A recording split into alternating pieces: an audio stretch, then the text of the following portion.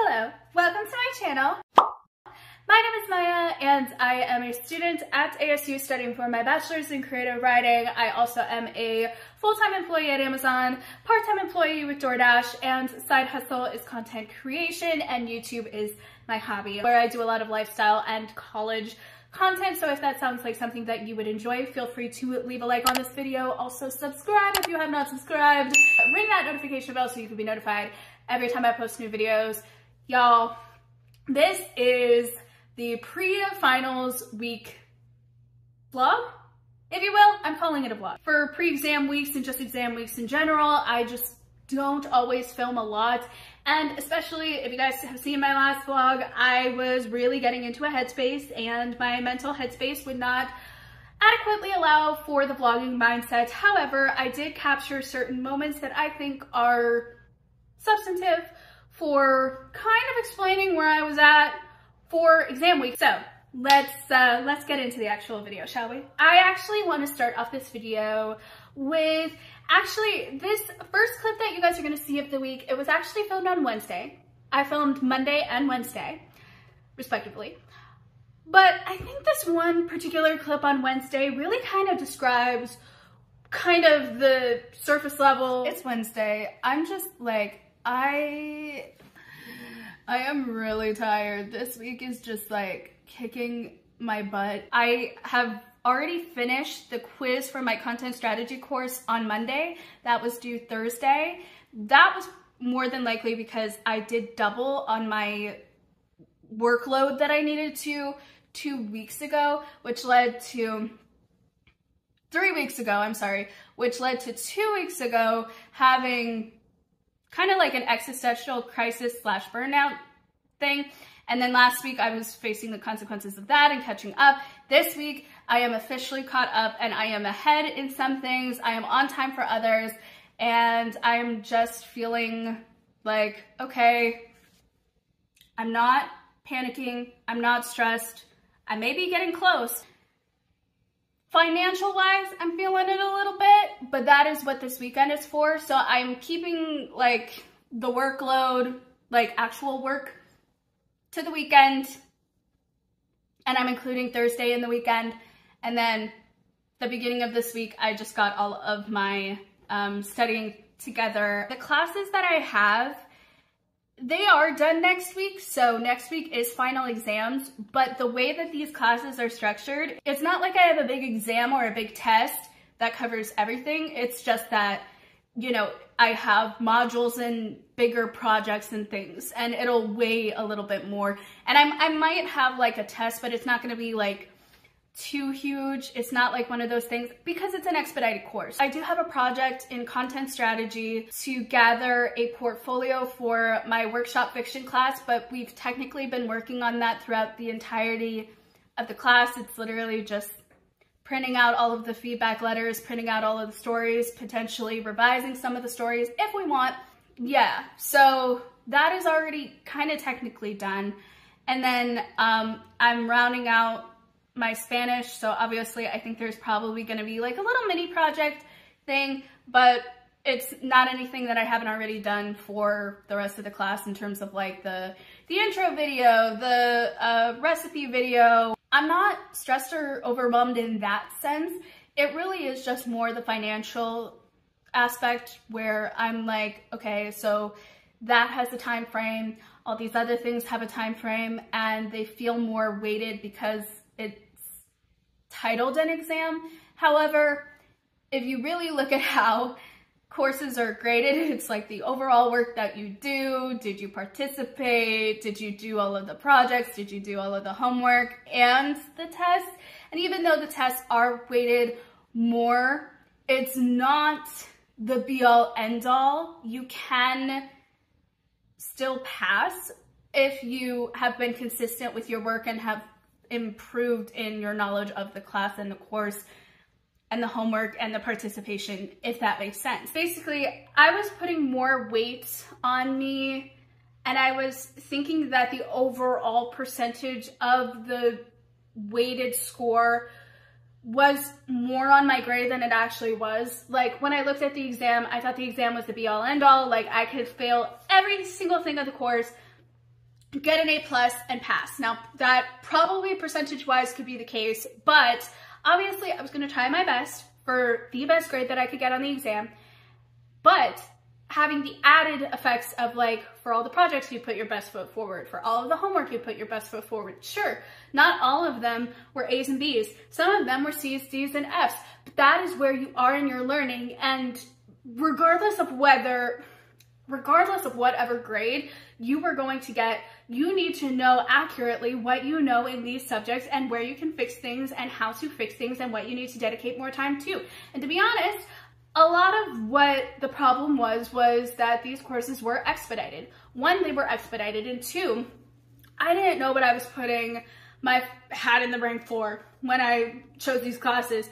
I chose them because I thought, let me learn a little bit more about certain skill sets in my field that will be beneficial, not just in the field of what I say I want to go for, which is writer, which is honestly just something that I threw out into the ether for people to get them off my back for questioning, which only led to more questioning when I was in high school, which led to much frustration for them and me. I somehow got it in my head, and this is where my mind went. Okay, I know this is not true now, okay, but something cannot be true, but your mind can tell you something so much that you start to believe your mind, because your mind is a powerful thing. I was in a headspace where I just, I was already in a space that was magnifying a lot of life stuff. Okay, we're just gonna leave that there. I don't need to air everything out on the internet. There was a lot of life stuff and a lot of life decisions and a lot of people talking at me, okay? A lot of people were talking at me, and I was listening. Okay, I was listening. Doesn't mean I internalized everything to the point where it kind of got skewed up by my mind, but I was like, I was thinking about some things. I was listening. I was also just like trying to think, okay, what part do I need to listen to? What part is just blabber and them wanting to hear their own voice? You know what I mean? So like, there was a lot of talk coming in. There was also a lot of war going on about just general life decisions and behavior decisions. Just my first thought to be panic, and my first thought to be, I need to fix this right away, of something that literally cannot be fixed like that. But I thought I could, like that. And so it led to a very, very not good balance of work and work and work and only work, to the point where now, okay, it's pre-finals week and I'm behind on one course. I need to get my grade up in another one, and then this other one is having me write an entire freaking 8-page story. Okay? Okay, I can work with that. I can work with that. She could not work with that. So, anyways, that was like the mindset that going into it. I just feel like that's important for next week. Okay, so this is all context. This is all context. Let me have a little palate cleanser, all right?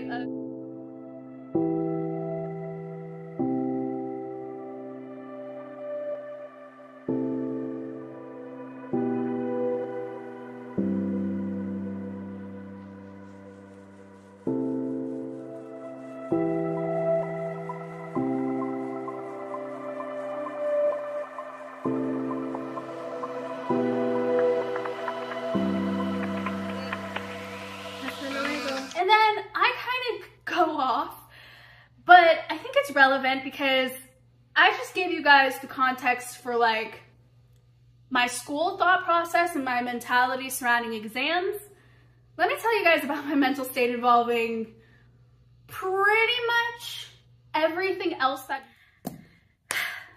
I've just finished my last Zoom meeting with my professor and my classmates, and it has been a roller coaster ride. I tend to feel like all of the emotions and like all of the weight of everything that coming to the end of another term means I am going to be a senior. I'm actually getting my degree. I didn't think I would be here. I mean, when I was younger, like I knew I was gonna get my degree, but it was always just something that was like expected of me, you know? It's just natural to think, okay, after high school, then I'm gonna go to college, and then I'm gonna get my degree, and then I'm gonna get my job, and then my life is gonna start. The way that my college journey has progressed from what I just described to what it actually is was vastly different. And the fact that I am sitting here at 23 and saying that next year I'm gonna be a senior, I never thought I would be here, but it also just feels like too good to be true. Yeah, I didn't think I would be where I'm at this moment in life. I genuinely did not see me being a graduate, you know, after completely derailing the process of success or the path of success that I was taught as a kid. I immediately thought, nope, okay, that's out of the cards for me. Okay, so now we're gonna go and try and do something different and against the grain. It's just, you know, because I grew up with the mindset, so I like to call my generation the guinea pig generation. You could call it lab rat, you could call it experiment, you could call it whatever. But around the time I was like 16, 17, society started to change its ideas on college. So normally it was like high school, graduation, college, graduation, and then you got like stay in one place in the work field and have a family and have kids and yada yada yada. Kids plural, by the way. Yeah, I took multiple off years. Still have not gotten my bachelor's degree. I have gotten my associate's though, so there's that at least. Have not gotten a bachelor's, 23, single, have not been dating. There is someone I would date, but that's neither here nor there. You were told to have XYZ thing at one point in society. Now society is saying something different. My generation was like the in-between one that was already like pre-adult. You know, like the very beginning adult stages, like we were 14, 15, 16, 17, you know, we were having all of these adult responsibilities come into our life with less dramatic consequences being involved. So you know, there was this whole established thing. And when I didn't fit that mold, kind of just like, ooh, I'm a failure. You know, that's where my mind immediately went. I wasn't, don't get me wrong. But the new ideology that, you know, it's okay to not go to college, like go to trade school, go to community college, don't even go to college, just go straight into the workforce. That was brand new. Like, I mean, people had been talking about it and stuff like that, and, you know, if you were a little bit rebellious in your, you know, thought process is about your upbringing and everything, you know, the very questioning and ideologies happened prior to the actual changing of the social structure and norms surrounding it. Obviously, because you have to have those ideas and conversations and even have those little sparks of interest before it can even turn into an actual change in thing, obviously, right? So that was the topic of conversation, like 12, 13, 14. So it wasn't like it was brand new, but it was kind of just like one of those things where it was like, oh, you can talk about it, but like, don't speak too loud. At first, they were kind of just like, that's cute. Now they're starting to pay attention. Now they're just like, huh, that cuteness is paying off. It kind of felt like that. And we were like the generation of the in-between. We were the ones that started doing it. And at first, like, it was a little bit looked down upon, a little bit made fun of. But at the end of the day, people saw like some sort of merit to it, and then they actually started doing it, and more people were like, oh, there's other ways that you can be successful than just the one way that we were born with? Yeah, there is. There's always more options. Like, we're told A or B, pick a feature. Well, there's also C, D, E, F, G, H, I, J, K, L, M, N, O, P, Q, R, S, T, U, V, W, X, Y, and Z. It's often presented as this or that, because the this or the that, you could say have been proven models, but at the end of the day, like, not every model is not going to fit everybody. There's always going to be someone who breaks the norm or goes against the grain, and it works for them, because guess what? We tend to pigeonhole a certain model as being the accurate way to do things based off of what people are saying, the same things that people are saying, but those are just rules, basic rules that are set up as a baseline. It does not mean it's concrete. It's not the whole of what you can do, And so all of that to say, basically I am learning and I am accepting that, yeah, I didn't have what my 16-year-old self would call a conventional journey.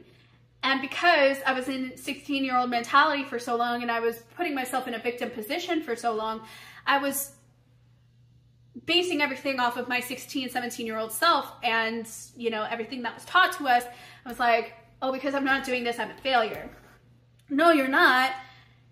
You just have a different life path and life experience. And even if social ideologies and norms stayed consistent with what I had thought of as a 16 and 17-year-old, doesn't mean you're a failure. And I had to learn that. And I had to learn that, you know, yes, there are certain things that are presented to you. It doesn't mean it's the be-all, end-all. Regardless of whether or not people think so, it's not the be-all, end-all of what path you choose in life, because all paths of life are going to look different. Each person is different. So your life, your experiences, your morals and ethics and ideologies and ever-changing perspectives, it's going to change. It's going to be different. It's going to be unique simply because you are unique. There are guidance steps that are wise to just do, but at the end of the day, you're not a robot. So doing something exactly like someone else, of course you're not going to get the same result because you're not that someone else. And that is okay. I have one more clip. I just woke up getting ready to head out. I showed you guys my fit.